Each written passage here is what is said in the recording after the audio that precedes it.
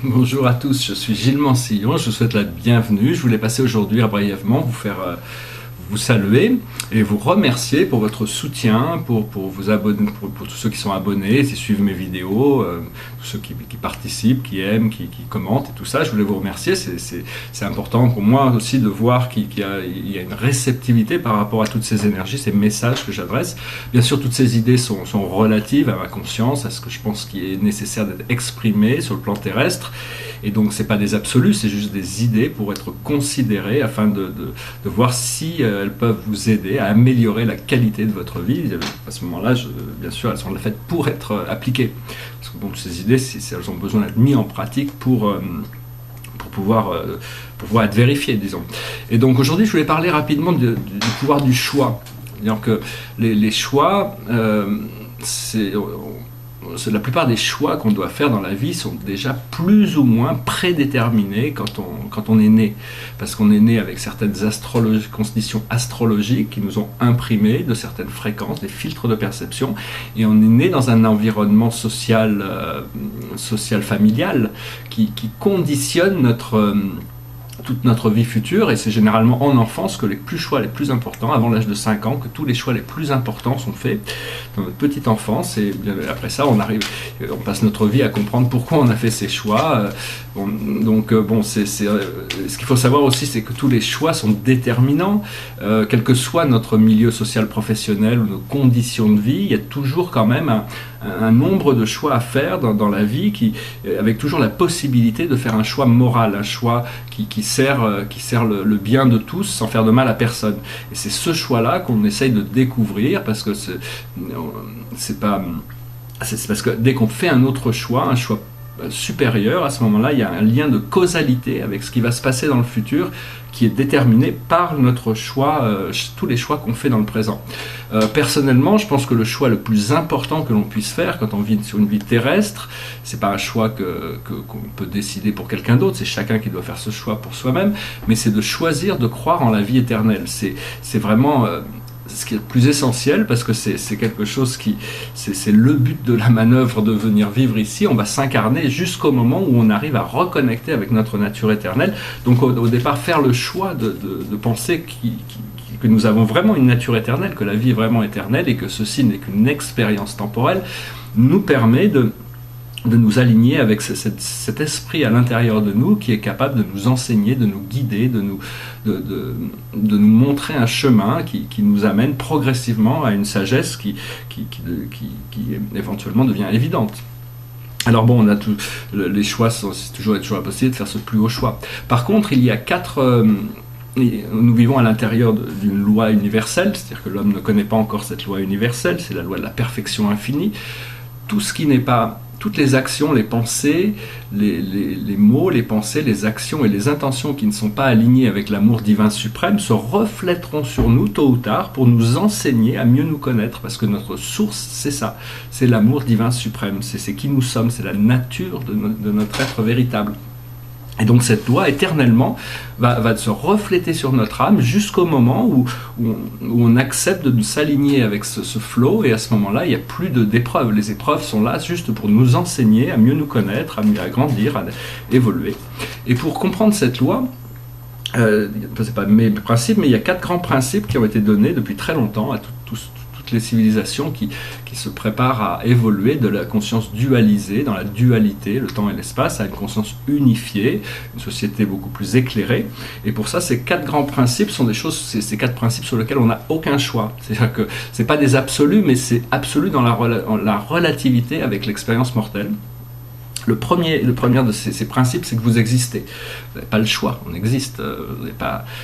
On peut pas s'inventer, quoi. Ou on existe ou on n'existe pas. Si on n'existe pas, on n'est pas là, on n'existe pas. Mais si on existe, c'est qu'on a été créé, c'est qu'on est inclus dans la vie, et quoi qu'on puisse en penser aujourd'hui, c'est si on existe, on existera toujours, et on a toujours existé. C'est pas parce qu'on abandonne notre corps physique que notre conscience cesse d'évoluer. Bon, ça, c'est chacun découvrira ça à son temps voulu, ou peut déjà faire un saut quantique avec cette croyance. Mais enfin, la première loi, c'est la loi d'existence, la loi de l'inclusion. On est tous inclus dans la vie, et tout ce que l'on fait est connecté à tout le reste de la vie. d'une manière inconsciente bien sûr.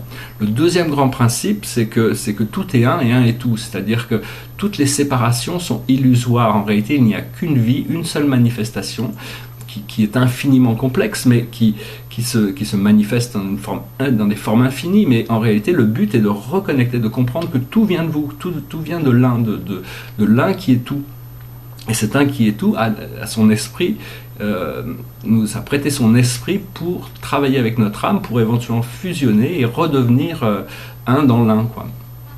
Ça ne veut pas dire qu'on connaîtra tout de tout, mais on connaîtra tout ce qui est essentiel par rapport à notre nature éternelle quand on a fait ce rapprochement entre notre âme et notre esprit divin.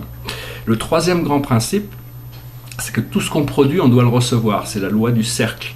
C'est-à-dire, c'est des boomerangs. Tout ce qu'on produit, on doit le recevoir tôt ou tard. Mais sinon, le temps étant tellement long, des gens qui font des choses dans une incarnation, ils ne se rendent pas compte que, quoi qu'ils fassent, s'il y a des choses négatives qu'ils doivent comprendre, ils vont l'expérimenter dans la prochaine vie. C'est-à-dire que chaque jour, c'est un brouillon pour le jour d'après.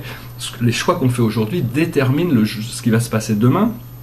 Ce qu'on fait dans cette vie détermine ce qui va se passer dans la vie d'après. C'est un peu le principe hindouiste du karma. Et donc tout ça, c'est savoir que bon, plus on peut s'affranchir de faire des choses, de penser des choses, de dire des choses qui peuvent être négatives ou qui peuvent porter atteinte aux autres, au plus on se libère de potentiels retours de ces énergies.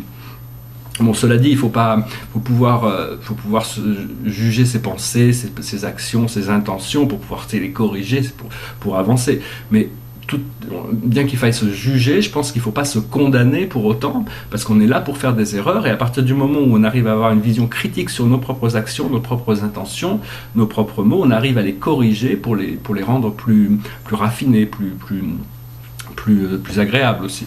Et donc voilà, cette troisième loi est vraiment la loi du karma. Tout ce qu'on produit, on doit le récolter. Tout ce qu'on sème, on doit le récolter. Et donc c'est vraiment une question de prendre responsabilité de sa vie, tout en sachant que si on a des épreuves aujourd'hui, c'est parce qu'on a créé des causes dans le passé, dans cette vie ou des vies passées, et on doit les transmuter aujourd'hui. C'est pas des punitions, c'est juste quelque chose où on est obligé d'adresser.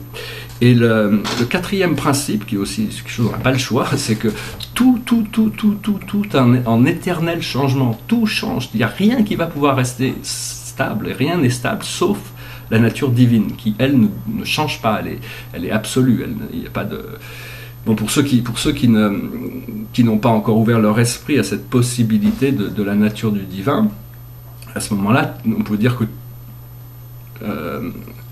tout est en éternel changement, sauf les trois premières lois qui ne changent pas.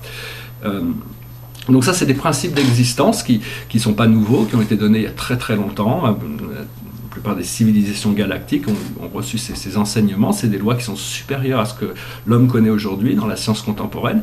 Et à partir de là, il y a une règle d'or, ne faites de mal à personne, mais à partir de là, tout est possible. Il y a toutes sortes d'ouvertures, de possibilités qui vont commencer à vraiment se manifester grâce à notre habilité à nous rendre sensibles à des nouvelles énergies beaucoup plus raffinées, beaucoup plus spirituelles, les laisser venir, les laisser s'intégrer à ne pas être dans l'ego, si possible, pour pouvoir permettre en conflit, d'avoir besoin d'avoir raison, parce qu'en réalité on ne sait pas grand chose, on a une certaine connaissance terrestre, mais on n'a pas une grande connaissance sur la nature de l'univers, sur la vie éternelle. Donc il faut accepter humblement d'avancer pas après pas et de recevoir l'information progressivement pour pouvoir être serein et pour pouvoir jouir de tous les jours de la vie avec toutes les opportunités que celle-ci présente, vu que 2007 devrait être une année pleine de joie et de bonheur si on est libre de pouvoir justement participer à ce niveau-là. Alors je vais tirer une carte pour la journée. Alors la carte de la journée, c'est les projections. Ça correspond, c'est un homme et une femme la femme pense à l'homme et l'homme pense à la femme, mais ils ne se connaissent pas assez bien pour pouvoir voir qui ils sont vraiment, donc ils font des projections. Donc ce qu'il faut savoir, c'est qu'on projette beaucoup de choses sur beaucoup d'idées, c'est des idées, mais ça ne veut pas dire qu'elles sont forcément en alignement avec le vrai, avec ce qui est réellement là. Donc le but est d'arriver à faire un discernement entre ce qui est vrai et ce qui est illusion. Et pour ça, on arrive à l'intégration. L'intégration, c'est ce qui va se passer dans les semaines à venir. On va commencer à intégrer ces nouveaux codes qui vont nous permettre de nous sentir plus sûrs à l'intérieur de notre connaissance et plus confortables à l'intérieur de notre vie physique. Voilà, j'espère que ce message aura été intéressant pour vous. Je vous remercie beaucoup de tous nos échanges et puis du temps que vous passez à écouter mes messages. J'espère qu'ils vous sont utiles. Et puis je vous souhaite une excellente journée. Je reviendrai à vous prochainement dans ma prochaine vidéo. J'espère qu'on se reverra à ce moment-là. Merci beaucoup. Namasté.